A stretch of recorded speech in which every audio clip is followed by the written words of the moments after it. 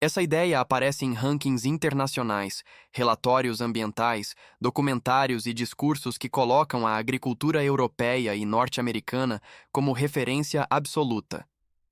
Mas a agricultura não acontece em relatórios. Ela acontece no campo. E o campo muda completamente de um lugar para outro. O Brasil está nos trópicos. Aqui, o clima é mais quente, o sol é mais intenso, as chuvas são concentradas em poucos meses e a pressão de pragas é constante durante todo o ano. Além disso, nossos solos são antigos, profundamente intemperizados, formados ao longo de milhões de anos sob condições completamente diferentes das encontradas em regiões de clima temperado.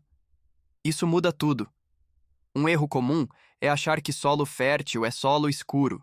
Em muitos países de clima frio, isso é verdade, porque a matéria orgânica se acumula lentamente.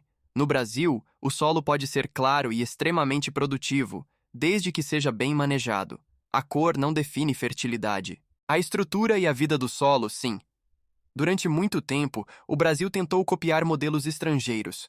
O uso intenso de arado e grade, o solo constantemente revolvido e exposto, parecia sinal de modernidade.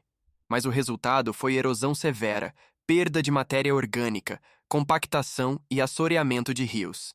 Em algumas regiões, a camada fértil do solo simplesmente foi levada pela chuva. Curiosamente, muitos países que hoje criticam o Brasil passaram por esses mesmos problemas no passado. O famoso Dust Bowl nos Estados Unidos, na década de 1930, foi causado exatamente pelo manejo inadequado do solo. Milhões de hectares foram degradados. Famílias inteiras perderam suas terras. Esse episódio mudou a agricultura americana para sempre. No Brasil, essa lição foi aprendida em tempo de evitar um desastre ainda maior.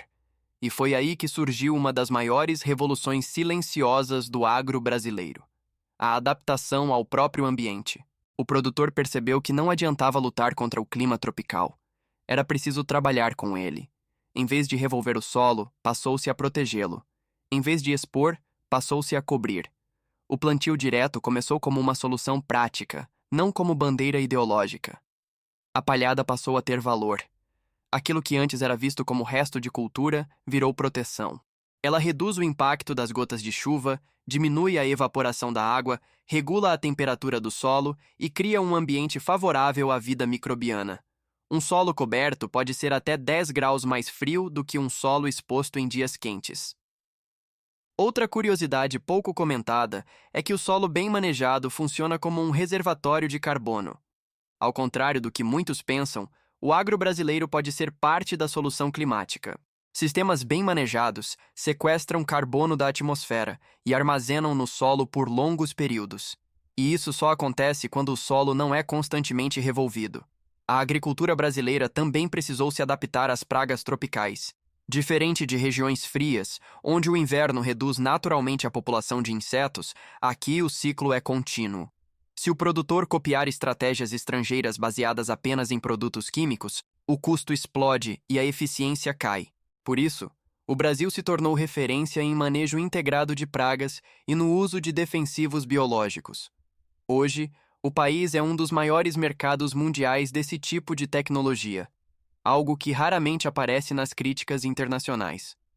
Outra adaptação fundamental foi a rotação e a diversificação de culturas. Em muitas regiões, o produtor não planta apenas para colher, mas para construir o solo. Algumas culturas aprofundam raízes, outras produzem grande volume de palhada, outras ajudam no controle de nematóides e doenças. Tudo isso faz parte de um sistema pensado no longo prazo. O clima também exigiu soluções próprias para a água. Em boa parte do Brasil, chove muito em poucos meses e quase nada no restante do ano. Um solo mal manejado perde essa água rapidamente. Um solo bem estruturado funciona como uma esponja, armazenando água em profundidade. Estudos mostram que áreas com plantio direto podem suportar períodos de seca muito maiores do que áreas convencionais, mantendo produtividade mesmo em anos difíceis.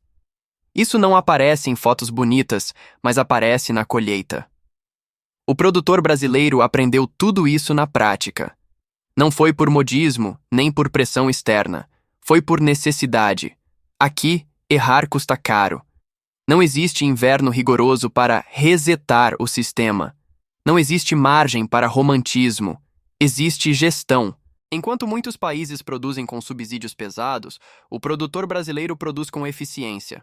Ele aprende rápido porque precisa aprender rápido. Ele testa, erra, corrige e ajusta. O campo brasileiro virou um grande laboratório a céu aberto. Mesmo assim, o agro brasileiro ainda é frequentemente rotulado como atrasado. Muitas dessas críticas ignoram completamente as diferenças de clima, solo e escala. Ignoram que produzir nos trópicos exige soluções próprias e muita inovação. O Brasil não virou potência agrícola copiando ninguém. Virou potência entendendo o próprio ambiente. Entendendo que o solo tropical precisa ser protegido, que diversidade é força, que tecnologia não é só máquina grande, mas conhecimento aplicado no detalhe. Hoje, o país alimenta centenas de milhões de pessoas. Exporta grãos, carnes, fibras e energia para o mundo inteiro. Tudo isso produzido em um ambiente que, décadas atrás, era considerado impróprio para a agricultura em larga escala. Isso só foi possível porque o agro brasileiro decidiu seguir seu próprio caminho. Um caminho baseado em adaptação, ciência e experiência prática. Um caminho que não busca agradar discursos externos, mas garantir produtividade, conservação e futuro. Copiar modelos estrangeiros pode parecer seguro no papel, mas no campo, copiar sem adaptar é o caminho mais rápido para o prejuízo. O produtor brasileiro aprendeu isso cedo, e foi essa lição que moldou a agricultura que existe hoje no país. Por isso, quando alguém diz que o agro brasileiro é atrasado, a pergunta que fica é simples: atrasado em relação a quê? Há um modelo que não funciona aqui?